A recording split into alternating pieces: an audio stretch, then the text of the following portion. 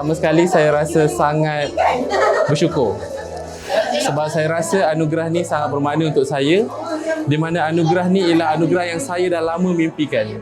Sejak 1 tahun yang lepas, saya dah lama mimpikan anugerah ni, dan seterusnya saya rasa sangat bangga sebab saya rasa usaha keras saya selama saya berada di Uni Razak ada hasilnya, which is anugerah ni. Alhamdulillah. Okay, momen yang saya takkan lupakan dekat Uni Razak, pertama sekali of course lecturer. Lecturer sangat baik, sangat peramah, sangat membantu dan sangat-sangat supporting.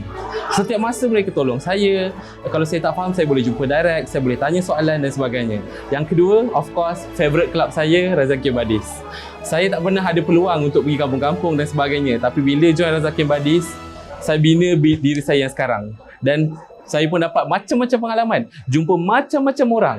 Jadi itulah pengalaman yang saya paling tak boleh lupakan dengan Uni Razak. Saya ingin ucapkan ribuan terima kasih kepada Universiti Tun Abdul Razak kerana percaya bahawa saya boleh. Dan seterusnya, terima kasih kepada Uni Razak kerana membentuk diri saya yang sekarang. Untuk pengetahuan semua, sebelum ni saya bukan macam ni. Tapi setelah saya jejakkan kaki ke Uni Razak, saya telah berubah 360 darjah. Ubah daripada dulu saya seorang yang pendiam, sekarang saya lebih aktif dalam komunikasi, kepimpinan dan sebagainya. Seterusnya, saya ingin ucapkan ribuan terima kasih kepada warga akademik Uni Razak kerana tanpa kalian, siapalah saya.